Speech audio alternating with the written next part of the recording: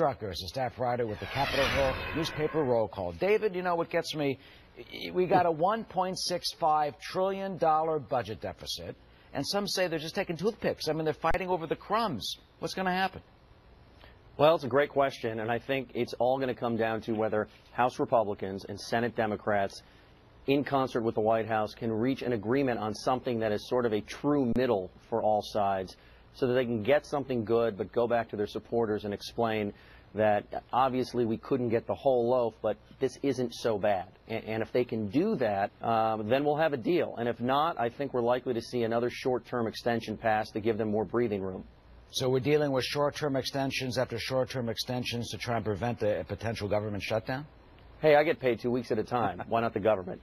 I think part of the problem here, Eric, is, and we've hit on this as we've talked about this, is that Republicans and Democrats just philosophically have different ideas of how much money the government should be spending.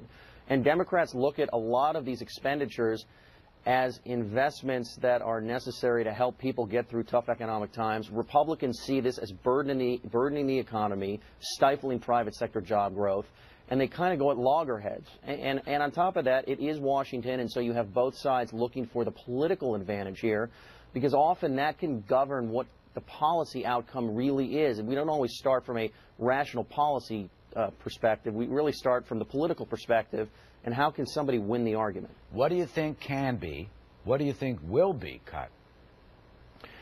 Well, I thought that Speaker Boehner and House Republicans did something that was smart with this initial 2-week short-termer, and that is they looked for everything that Democrats have agreed to in the past in terms of actual cuts in spending, and they went for that. And so I think that they're going to start, to use your word, with the crumbs and keep going with as many crumbs as they can. And David, I mean, what are they sort of run out of it? Specifically, what are the crumbs? I mean, what specifically are we dealing with? Well, you could take a look at that GAO report that showed massive duplication of government programs and misallocation of money.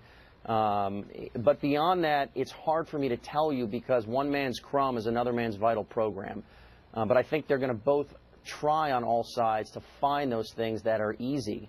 And don't forget, no matter what they do with this continuing resolution to get us through the end of the fiscal year, which ends September 30th, unless they want to address spending, and unless they deal with raising the debt limit, this whole thing, this whole fight about the budget and spending is not going anywhere. It's not going to be resolved. Yeah, you just hit it on the head. You talk about entitlement spending. Look, about 20% of the budget goes to Social Security, 20% to Medicaid and Medicare, Children's Health, 20% or plus to defense. What's going to happen? Americans want to have some type of answer. We want some resolution to this budget issue.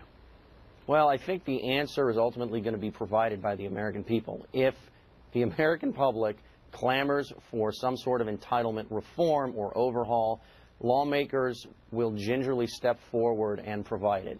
But if people start to pull back and say, no, don't touch Social Security, wait a minute, don't touch Medicare, you're not going to find anyone in Washington willing to deal with this. And I know that right now, if you talk to people on the Hill, there are a few brave actors. If you talk to the White House, you know, they kind of wink and nod occasionally. But everybody's very fearful of coming out first on Social Security and Medicare, and then having the rug pulled out from under them, and they're in trouble come November 2012. And so I think this is going to be a very interesting dance. I don't think that Republicans have the mandate to deal with entitlement spending that some of them would like to think. On the other hand, people clearly are concerned about what's going on in the country from a fiscal standpoint. So it's tough. I'd like to have a real answer for you, but the truth is I don't know that people really know what they want. All right, well, we got another 2 weeks to go. We'll be talking about it again 2 weeks from now. David Drucker of Roll Call. Thanks. Good to see you as always. Thanks, Eric. Jamie? A deadly tornado struck